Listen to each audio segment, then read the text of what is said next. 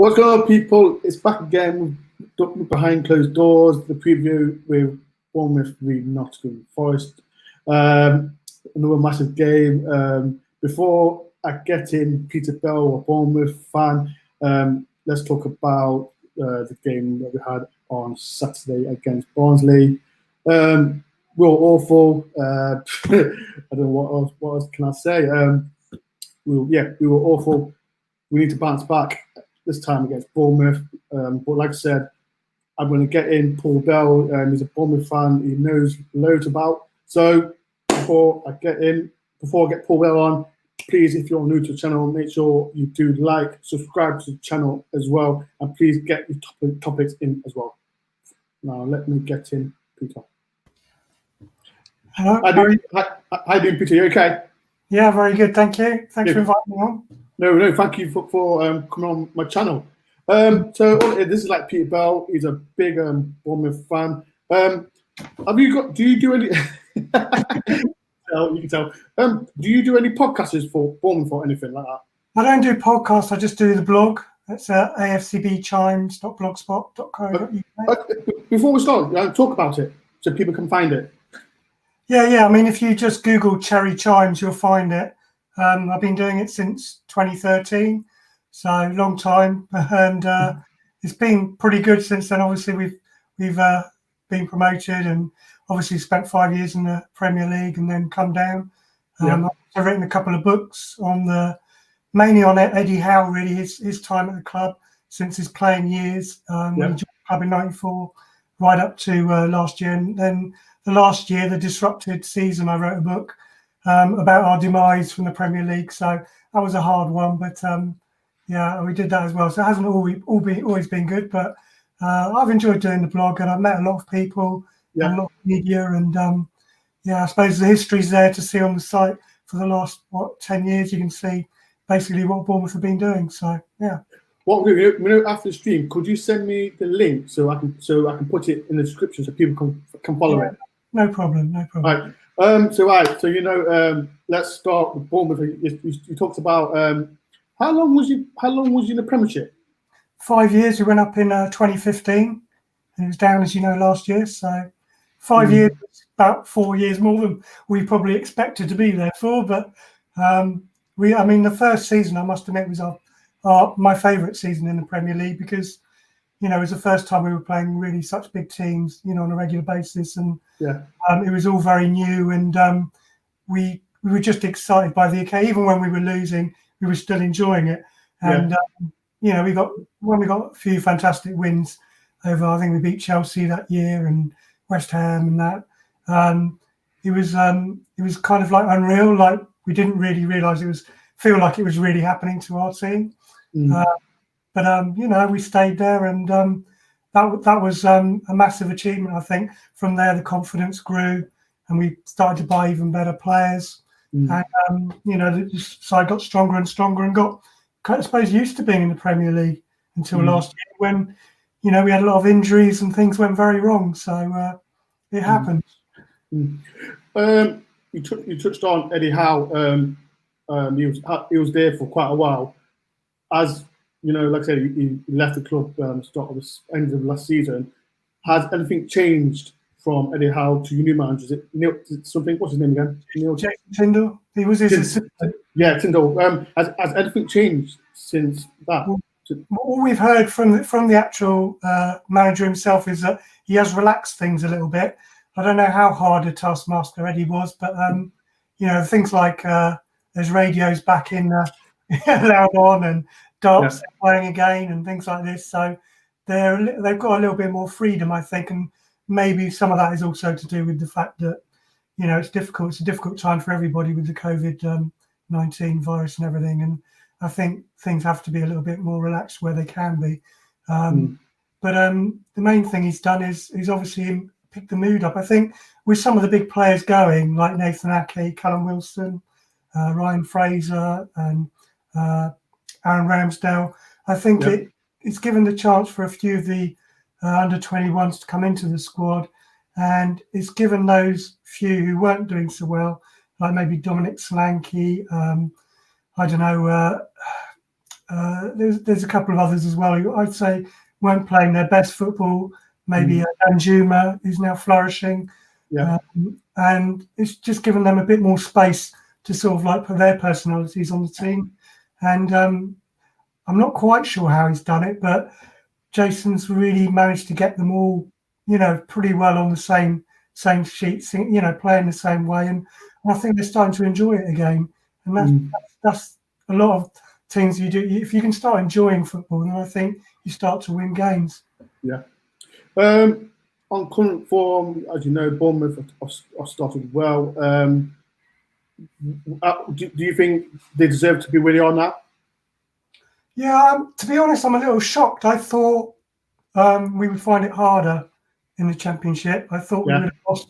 I know we've only lost one game, and that was a 1-0 with a kind of penalty decision that went against us, Sheffield Wednesday. But we had a hard October where we drew quite a few games. We drew against QPR, Cardiff, and someone else in there as well. Anyway, we drew about 3 games, and Derby, I think. Don't mention it. Don't mention it. Don't mention it. And I don't know. We found it difficult, I think, to put in 90-minute. We were playing well either for the first 45 or the last 45, but we still haven't really hit many games where I think we've really said, we played really well for 90 minutes, and the score is a fair reflection on the game. Often we've just been like scoring more than other teams, but making mistakes as well. But luckily managing to get, or somebody's been saving us in the last 10 minutes from games. We've had quite a few late goals just to get us a point in some games. So it hasn't been at all easy, but I didn't expect the 3 teams that came down from the Premier League really to be quite as dominant as they have been at the moment. Maybe that will change, but I think that some of the other Championship sides will probably give us a little bit harder time soon. I think Swansea are there, and City will give us a hard time. I think there's a few teams that, we haven't done so well actually against the bottom sides. If anything, we lost, as I said, to Sheffield Wednesday, and we didn't do well against Derby really, and we I think QPR as well. We didn't beat them either. So sometimes the teams that are fighting for themselves at the bottom of the league give us more of a problem. So it may be the same against Forest. We'll see. You've got a lot of ex-Bournemouth players, so you know as well. Yeah, we've got Lewis Grabban, Harry Arter. Quick question about Harry Arter. Like, I personally, I was surprised that we got him. So I think he's a fantastic player. Was you surprised that he left Bournemouth, or was it time for him to go? No. I always think because he'd been on loan at Cardiff and that, and he'd spent some time away from the club, and he'd been at Fulham as well. He obviously Bournemouth is a bit. I think he's had a lot of things have happened to him whilst he was at Bournemouth. He had great times there as a football player. The actual town reminds him of some sad memories. He had a bereavement in his family and that, and one of his young child. And I think he needed somewhere fresh to go. And I think there's other places where he could flourish. And we kind of replaced him when Jefferson Lerma came into our team. Yeah, an international. So he did the same sort of job. And he is a hard man. He's a gritty player. He loves to tackle. He's not. He loves to tackle. Yeah, he'll get booked a few times, but he'll play with every bit of passion he has. He's a great player for any club he goes to. He'll be one of the fans' favourite always, because he puts everything into it.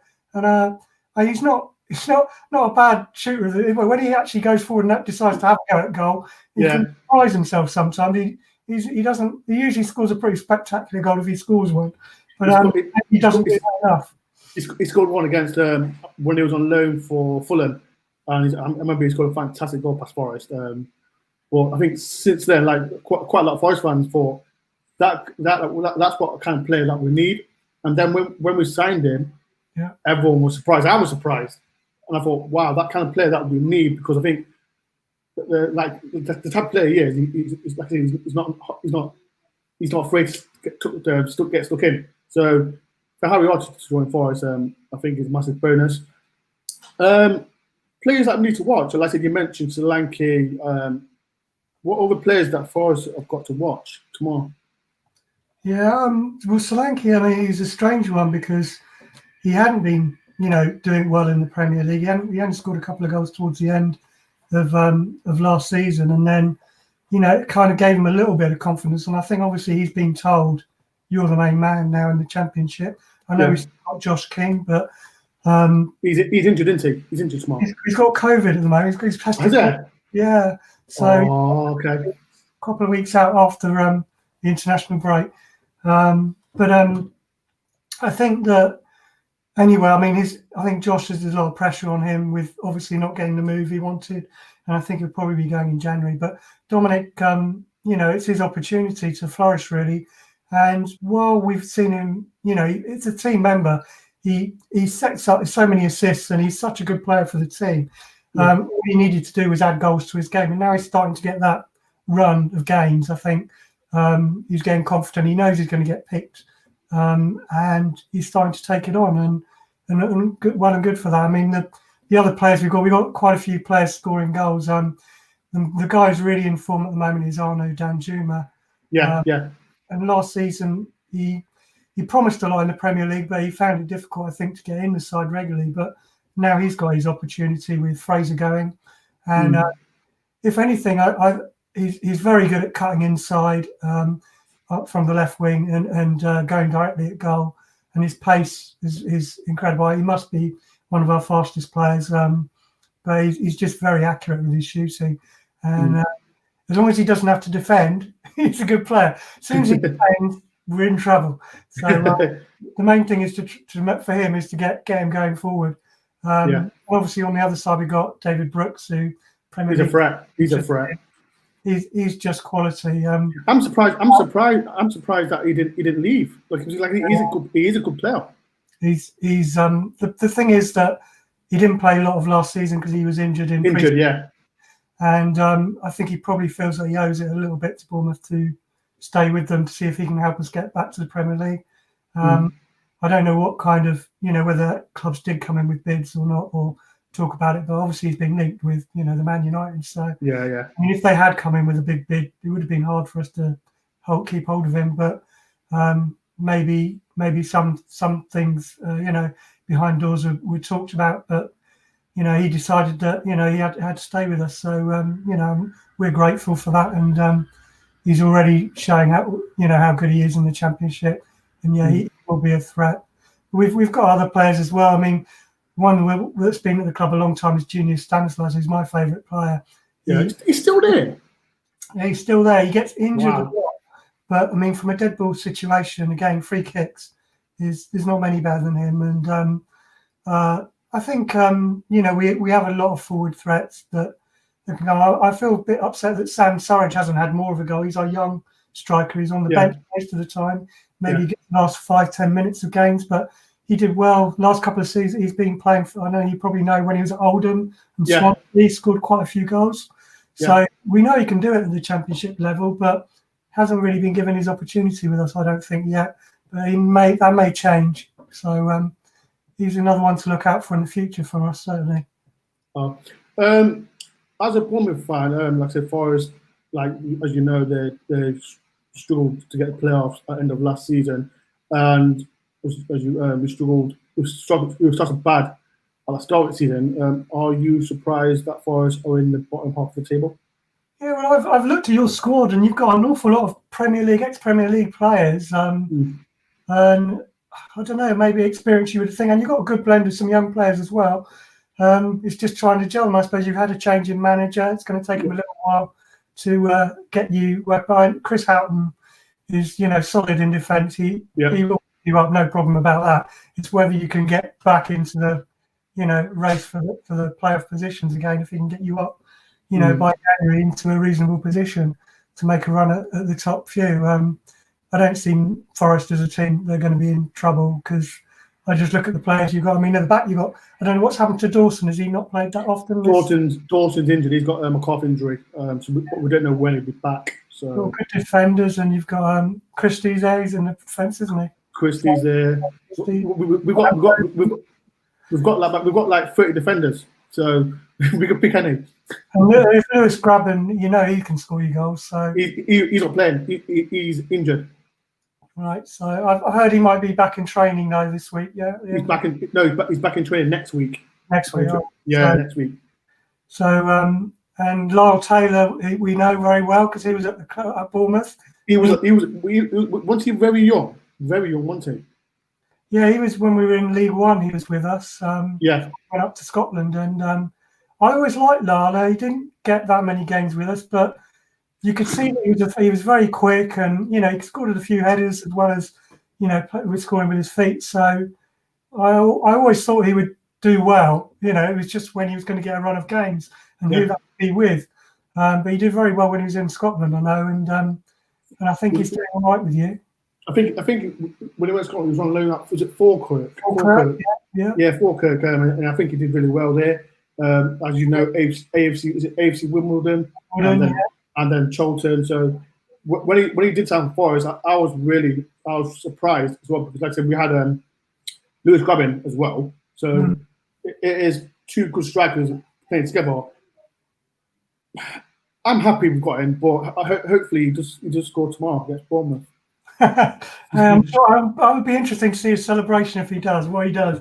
It's maybe easy to celebrate when there's no crowd there. I don't know. Yeah.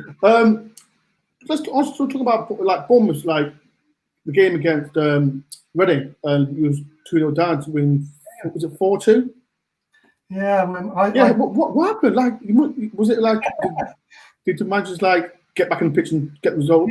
We have had a few games where we started really slowly, and I think there has been a bit of an overconfidence issue that if we just knock it around, we'll get, our possession football will pay dividends in the end. But if you're not doing it in the last third of the pitch, you're not making those killer passes and creating really good opportunities, then teams will hit us on the break, and that is what we do. We maybe piled a few players too many forward, and their first goal that Reading scored, the guy that absolutely tremendous. I mean, he beat three of our players to get that in, and to get past Begovic on the line. It was sloppy defending from us, but you have to hand it to the attacker. A very good run, and the second goal was a very good move. And we didn't watch runners, and I think Rico was subbed at half time because he didn't watch his runner. So is that left back? Rico's left back into Spanish left back.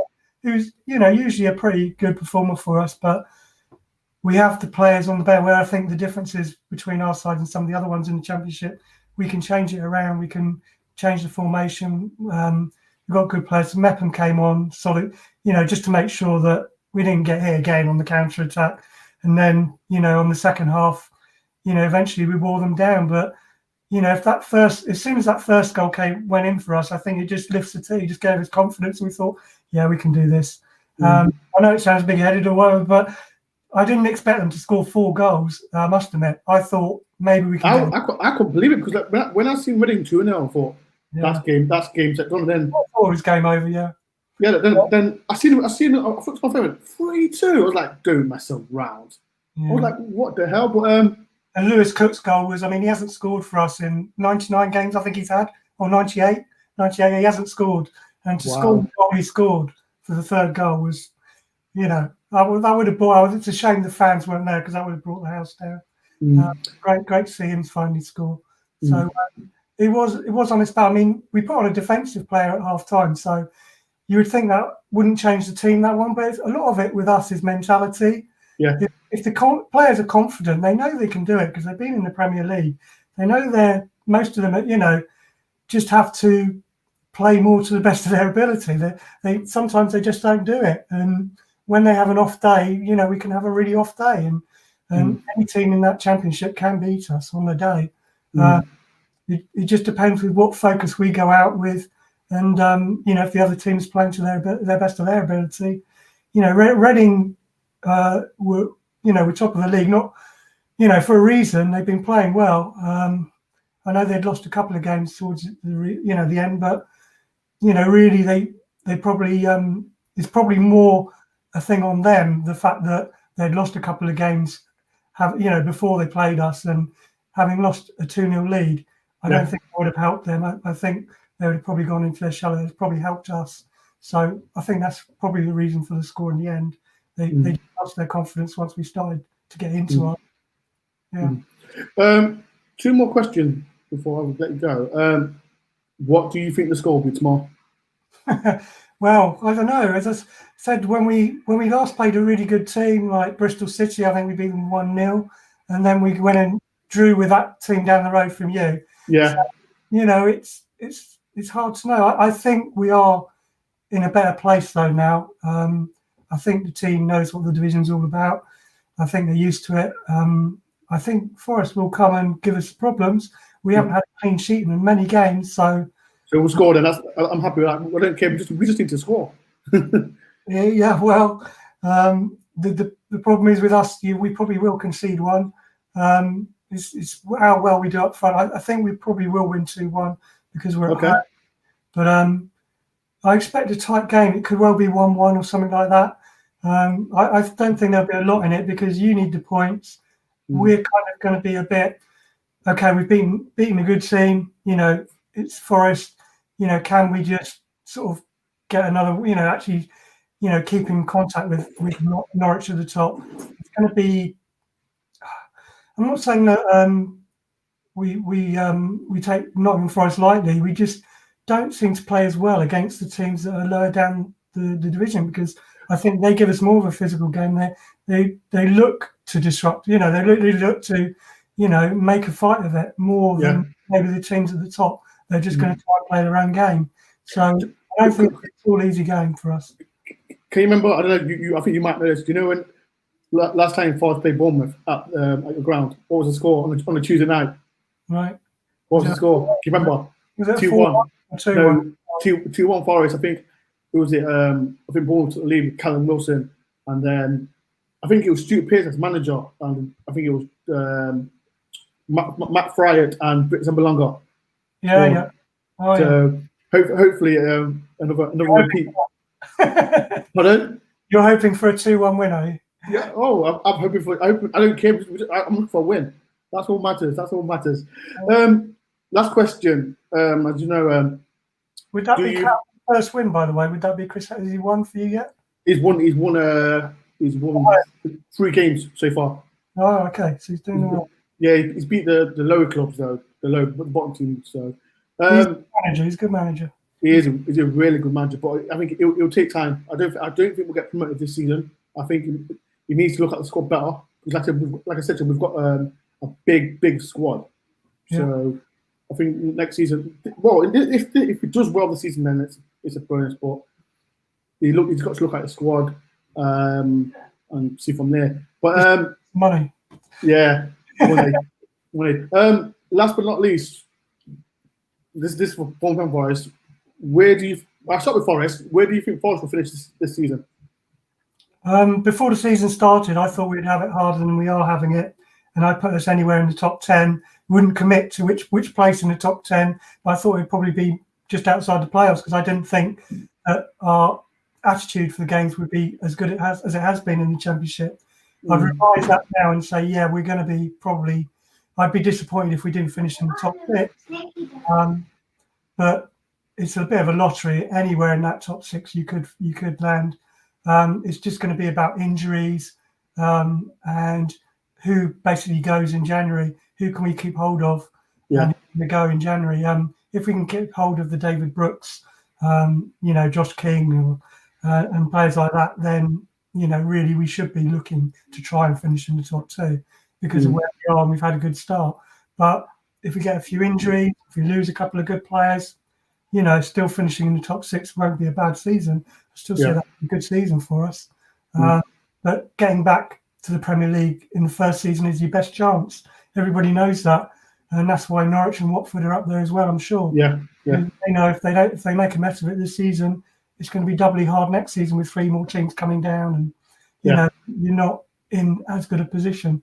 So and it's a tough league. Some of the teams that were in the playoffs last season in the Championship, the Bristol City, Millwall were around there. Those teams, Swansea, they're all going to come and make it difficult. So I don't think any Bournemouth fan thinks it's a given that we're definitely going to finish in the top 2 or anything like that. It's Reading opened up a 5-6 point gap at one point. They did. Pulled back. So anything can happen in this league, and that's a real lesson for us to take on board. Where do you think Forest will finish? Forest, I think that you've had a bad start, obviously, but with your manager, and as long as you get, the Grabans playing players like that, I can see you finishing around 9th, 10th, something like that. I'll take that. If you do better than that, then you've got to really start picking up games. I would say certainly this December, to get yourself in a good position by January. But I don't know what your financial, whether he's going to bring any players in. No, yeah, not happening. We brought in 14 or 15 players. Yeah. If we do bring players in, we have to sell. Yeah. Because as you know, FFP. So it's probably next season you're going to try and push. His main thing is to be solid, get a solid, good mid-table position this year, and try and bring on some of the younger players for you, isn't it? If you can do that, then use it as a springboard for next season. Yeah, but like I said, before you do go, I know that there's 15 people here. Can you just mention about the blogs that you do about Bournemouth? Yeah, my blog is Cherry Chimes. The website's quite a long name. Don't worry, I'll put it. If you send me the link, I'll put it in the description so people can check it out. It's afcbchimes.blogspot.co.uk. But is it on your Twitter? Is it on your Twitter? Yeah. If you just go in any search engine and you put Cherry Chimes, that's fine. And after the stream, I'll put it in the link so people can follow it. So, and I've written, as I said, a couple of books. So last season was the Disrupted season. So that one's on Amazon now. You can get that. And it lists the last year of Eddie Howe's reign really at Bournemouth. And the book before that is Eddie Had a Dream, which includes his playing career at Bournemouth, which not many people know so well.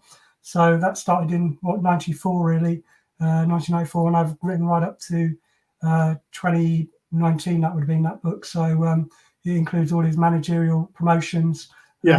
From Division 4 as it was then, right up to the Premier League. So Eddie's probably still a massive inspiration for all the Bournemouth fans. And with Jason Tyndall going there, I think a lot of us are surprised at how well he's done. But we just hope that he can do somewhere near as well as Eddie. Then that's fantastic for us. So for us, bringing in a manager in-house has been really good. So hopefully, we continue to do that in the future if it works as well. Yeah. Quick question. Like you had, you had Eddie Howe. Then he went to Burnley, and then he came to Bournemouth. Everyone talks about him being a fantastic manager. Do you, as a Bournemouth fan, do you think he's good enough to be, I don't know, in a top 10 Premiership club? Because, like I said, everyone rates him, but. I think people will see him as like, he will end up like a David Moyes and fail. What do you think? Is he good enough to be in the top 6? Yeah, he was in a similar position like Sean Dyche is, but a lot of the top English managers, were linked with the Tottenham, Arsenal when they had, vacancies. Yeah. They weren't even approached. And that tells you something, maybe that, the Premier League just aren't looking for those managers at the moment. I don't know. So went to Arsenal, and Spurs, they've picked Mourinho again. If these top managers, are still around, they're going to go for them because they've won European. Eddie hadn't had any European experience. And if you're in the top 6 team, you need really a manager who's got experience in Europe. So, I mean, it's interesting. Eddie hasn't said anything about where he might be interested in going, but I know some of the Celtic fans were interested in maybe seeing if Eddie would go to Celtic. And I think a job like that where he would get a bit of European experience is what he needs if he wants to come, eventually go and manage a top 6 club, like with Leicester City, who's their manager now? He was at Swansea and Liverpool. And Brendan Rodgers. That's it. I mean, look at him. The way he's done that, and now he's at Leicester. He's doing well there. But you could imagine him going back to another club at in the top 2 or 3, somewhere else. If not with Leicester, you could see him moving to another top club. So I think that's probably the reason why Eddie hasn't given that chance. The same with, as I say, Sean. Now maybe Chris Houghton as well. Was well thought of at some points, but got that big break to go from Brighton to a bigger team. But I don't know. I mean, the Premier League is interesting this year. There's a lot of teams doing well who nobody would have expected to do as well. Yeah. So who knows? Maybe you can do it. I think if you can get a team up there, you can surprise some of the big teams. I think Bournemouth have shown that over the last 5 years, and I'm hoping that that's an inspiration to clubs like Forest and other clubs that you can, if you can get there, then there's every chance that you can upset them. Yeah. And I think Bournemouth is not unique in what it's doing. I don't think it will be unique. I think other teams will do what they've done, and it's really just getting your team to play. What can I say? Be confident with the way they play. We play very much to a style that we're happy with. It doesn't always start well, as it didn't against Reading the other day. But Yeah. players are confident in that they can pull games around by playing that way, by playing possession football, and they've been indoctrinated it from the academy onwards now. Bournemouth players are very much told to play a certain way from the back, and it works for us. And I think that whatever style the team plays, they have to be confident with that. And I think a lot of teams in the Championship are probably still finding what works best for them. I don't always think they play one game and then they play another game. They've changed the formation again. They've made a lot of changes. I know it's a lot of games, so there has to be rotation, but I think you need a main core through the centre of the team that is pretty well there most of the season in the Championship. And once you've got that core, then the team can build on that. So I think certainly the Premier League teams that have come down have got a big advantage. I don't think it's particularly fair that they get parachute payment. I didn't want Bournemouth were in the Championship trying to get up to the Premier League for the first time. I thought it was a massive disadvantage we had, and I don't think it's fair for the teams that are in the Championship, to be honest. How that's sorted out, I don't know. But I think the wealth is very disproportionate because Bournemouth were a small team going up to the Premier League. And now that we've been there for 5 years and come down, we're now a big team in the Championship, even with a small gate, not very many fans, but we're still a big team. We look at our players on the pitch, they're all Premier League players, they're all big names. And you can't say that about every Championship team. So, I don't think the pitch is exactly level. And that's kind of a bit disappointing because I thought when we went, that it showed that any team can do it, but maybe it is difficult and we have still got a big advantage. Yeah. And maybe it's not as fair as it should be, the leagues. I know a lot of you look at the Championship type sides, there's not many that haven't been in the Premier League, but every year you don't get back there, it gets harder and harder. And we know that as Bournemouth fans. So as Forest fans, there's no going to be there for 21 years. Yeah, exactly. It gets harder and harder the longer you don't. So, you need to be. It's about recruitment as well, and getting the best players. I mean, we managed to hold on to David Brooks. I mean, he was a Championship player. None of the Championship clubs could probably afford to buy him from Sheffield United, but because we were in the Premier League, we had that opportunity, which is, it's difficult for sides to get that buying power when they see a good player, even in the Championship, to go and buy him. So I do feel for a lot of the other clubs, and having experienced both sides of the coin now, I can appreciate what it may be like to be a Nottingham Forest fan, for instance. I can kind of understand now that it's not easy. It's not easy at all. No. Not easy at all. Right, I'll let you go, Pete. But thank you very much for taking your time to talk about Bournemouth. But like I said, I will. Pardon? I want to say best of luck for the season. You know what? Best luck for the season. Just hopefully we smash you tomorrow, and we smash you when you come to City Ground. But like I said, I will put your description below so people can follow your story. But like I said, thank you very much, Peter, for coming on. Thank you very much. Thank you very much, Peter. Cheers. Best of luck. Thank you. Right, that's Peter. Like I said, I will put his description below. Well, actually, team news for tomorrow. What can I say about Forest? There's, I know, usual players like Graben's out, Dawson's out. I think Warrell are back next week. But there's a surprise player that will be in the squad tomorrow. And I've got something new that I've never done before. And this is Swan. Listen, Swan, He's a player that's played for the under 23s, and he's been scoring goals for fun. And he's in the squad. So he was in the squad against who did he play against Barnsley on Saturday, and Houghton said that he's back again. So, Forest fans, what do you think? Does everyone know anything about Swan? Put in the comment section.